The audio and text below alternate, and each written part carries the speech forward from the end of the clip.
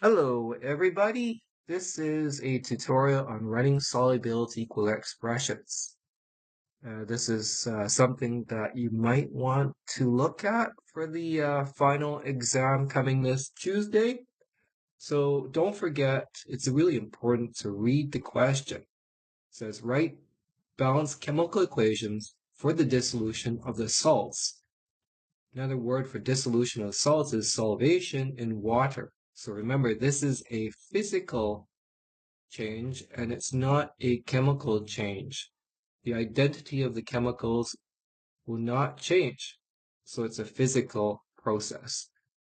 And then it says, then write the corresponding solubility product expression, KSP, for the following sparingly soluble compounds. Okay, so you have iron 3 hydroxide. You could take a look at your common ion table. So you know that OH will be -1 on the common ion table. And then that means that there are 3 -1s. Iron will be a 3 plus. So iron 3 hydroxide, you can take a look at the common ion table. And what we're going to do here is I'm going to fast forward this. This is the chemical equation for the dissolution or the solvation of the ions in solution. So now, next thing we want to do is we want to write the KSP, the equilibrium expression. It's a mathematical formula that relates the KSP to the concentrations of the ions. So notice that anything that's aqueous will be part of this equation. Solids and liquids, they count as one. So we're going to take the KSP is equal to concentration of iron 3 plus times the concentration of OH minus. And notice the stoichiometric coefficient is 3 here. That 3 is to the third power for the concentration of OH minus. And this is the answer to question number 1. And question number 2, you have to go to your common ion table. Your common ion table will tell you that CrO4 is the polyatomic anion and has a charge of 2 minus. That is where Pb will become a 2 plus. So we're going to do this and write down a solid. You could make this as a subscript if you want. And then we'll put the equilibrium arrow in.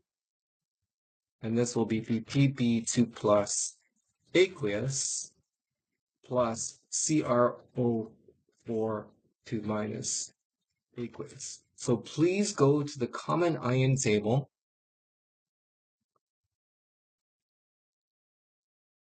So this is the common ion table as part of your data sheets that you will have.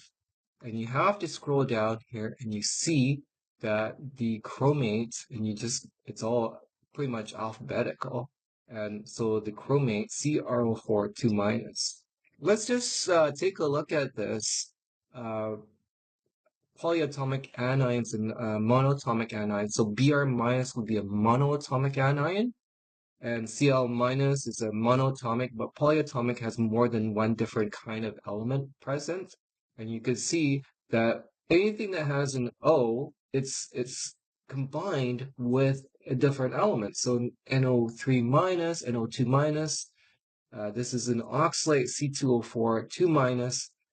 So those guys, and it's common to see oxygen bound to a different element like this. So that's what you would notice as a pattern.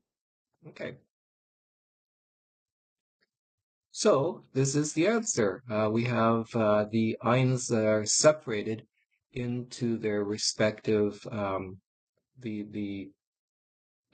cation and an anion pair. And notice the charges are balanced, 2 plus here and a 2 minus, give it an overall neutral, no charge ionic salt.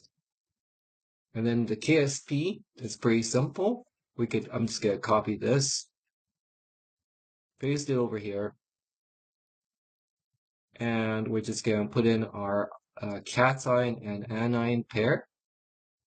So Pb2 plus goes in here.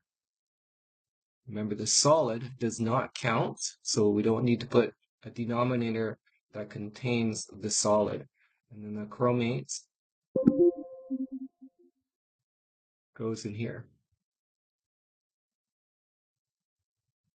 And we get rid of the 3 because their stoichiometric coefficients are 1 and 1. And that's it. This is the question number 1. Pretty simple. I hope that you could do this for the final exam.